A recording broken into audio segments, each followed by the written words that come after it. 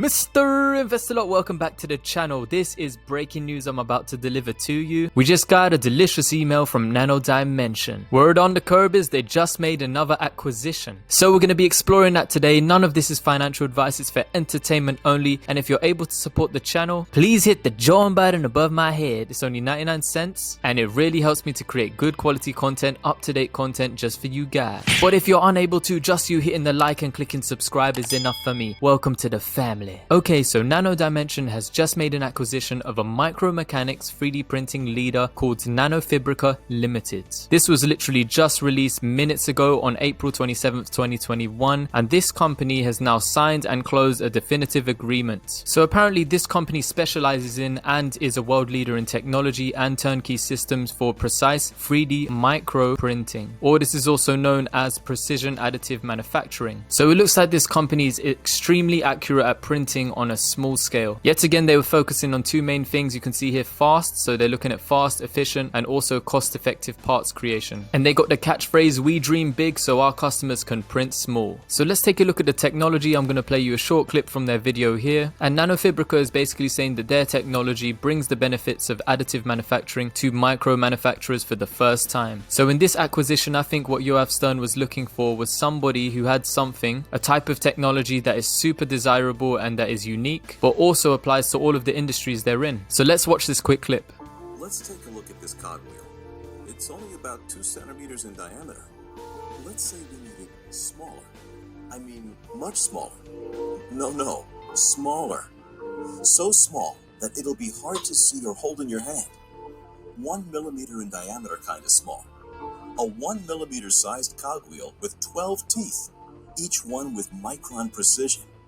Imagine the accuracy and precision required to manufacture such a part. So these guys can be ultra precise, they can create high performance parts and mold inserts at such a micron scale. Here's a few examples of the size. This is a small coin. You can see here how small exactly their parts can be. Now let's take a look also at the industries they're in. So if we look at the industries and applications, you can see they provide solutions for a variety of industries, including aerospace, automotive, electronics, optics, semiconductors, medical, consumer products, and education. Almost everything that is desirable for Nano Dimension. And when they sent the parts up into space, they were also testing some of the parts for the radio frequency bit that we sent into the International Space Station. Remember when this information came out, they were basically testing to see if the parts were able to withstand the harsh temperatures, the pressure conditions of space. So basically they were looking at, can it handle this harsh environment? Now with this NanoFabrica company that they just acquired, you can see here in the aerospace sector, additive manufacturing can reduce weight, improve part performance, and remove design and production constraints. This is their technology that they have. The Terra 250 can be used for various micro applications such as pressure sensors, in-cabin flow, temperature and humidity sensors, accelerometers, and advanced micro devices. A lot of this stuff is to create all types of sensors. You can see here for automotive industry as well. And here within electronics, they have stated also that their Terra 250 is used in the production of radio frequency devices and micro antennas. Ultimately, this kind of technology helps them manufacture high performance electronic devices, minimize size, optimize weight, and achieve precise and innovative geometries. If we take a look at the materials section on their website, they're stating that their proprietary materials reach new levels of precision, opening endless possibilities for additive manufacturing. They've got a list of materials that combine strength and flexibility. They're also saying that their team has already successfully printed ceramic loaded materials with loadings of up to 80%, with similar resolution as other materials. Also, their research and development team is now working on reaching near 100% ceramic materials within 1 micron resolution. So how much exactly did Nano Dimension pay for this? Nano Dimension will pay the shareholders of NanoFabrica a total ranging between $54.9 million to $59.4 million. So how much of that is cash? Between 23 and 27.5 million, and approximately about $32 million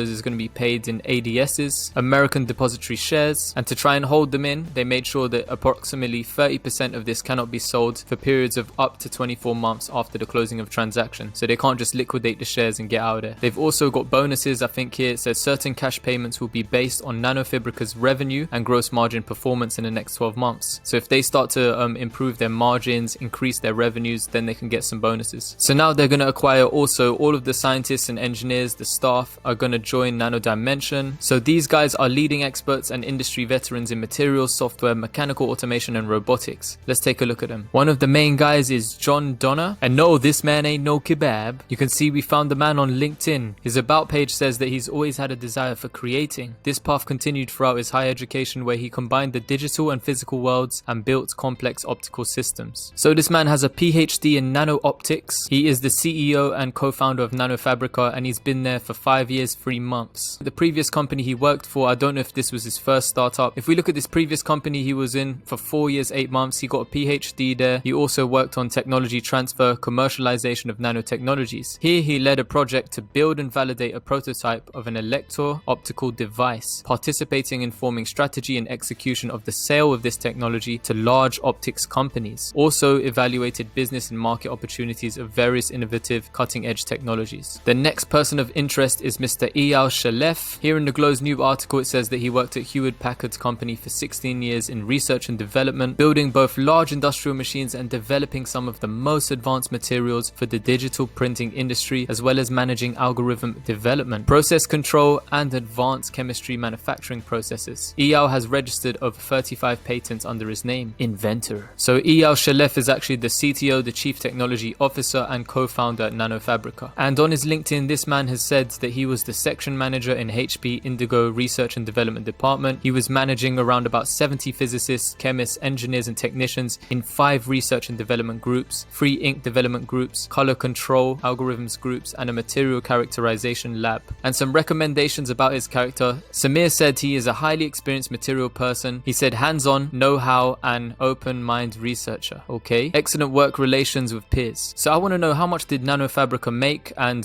because they've put into the condition that they'd be able to get certain cash payments based off NanoFabrica's growing revenue and gross margin performance in the next 12 months, are they expecting these guys to have a big growth in revenue so they can pay out these cash payments? I don't know how accurate it is going to be, but let's take a look here. It says NanoFabrica generates around about $1 million in revenue. Well, it says just under $1 million, as you can see here, but I'm not sure how accurate this is. And Yoav Stern's comments on NanoFabrica, he said NanoFabrica fits Nano Dimension's vertical original equipment manufacturers OEM target markets, and as such will be leveraged by the distribution channels and go-to market efforts of both. So what he wants to happen is they're going to merge the technologies of the microelectronic 3D fabrication machines for high performance devices with NanoFabrica's micromechanic 3D printing. So this guy is looking to revolutionize high performance electric devices and miniaturize high performance printed circuit boards, stating the next big thing is small. Yet again, he said that NanoFabrica fits into the picture when they're talking about establishing solutions for Industry 4.0, building out this artificial intelligence, machine learning, distributed digital fabrication application, rather than just building machines for capital equipment. And then he was stating eventually the end goal is to reach a capability for maintaining an inventory of high-end PCB devices, micromechanical parts, and high-performance electronic devices in digital form, printing them when you need them, as you need them, and only the quantity you need. And the CEO, Dr. John Donner, also stated in his closing statement, he said, "We shall become a transformative power in our vertical markets. Nano Dimension and NanoFabrica's combined offering will greatly increase the number of applications that can be relevant for mass manufacturing on our planned neural network of digital manufacturing systems." He also stated that by combining the advanced capabilities of deep learning, so combining their technologies and their manufacturing systems, they hope to improve their printing speed by 5 times and their yield by 20 times. So for me, I think this is juicy. I like the look of this acquisition, another acquisition to do with, unique materials, algorithm developments, and process control. Technology that is going to set up Nano Dimension for that mass manufacturing with the ability to customize and personalize products with minimal setup costs, no tooling costs, and to be able to do this faster than ever, so at scale as well, and cheaper than ever for all of these different industries. So guys, before we finish up, let's just take a look at the stock today. Well, that's a bit nuts. It opened up in the $9 range and then it quickly crashed to $8.60. Probably people taking profits to whoever bought in at that $6 range. If somebody got in at that $6.99 and they bought a boatload all the way up to $9,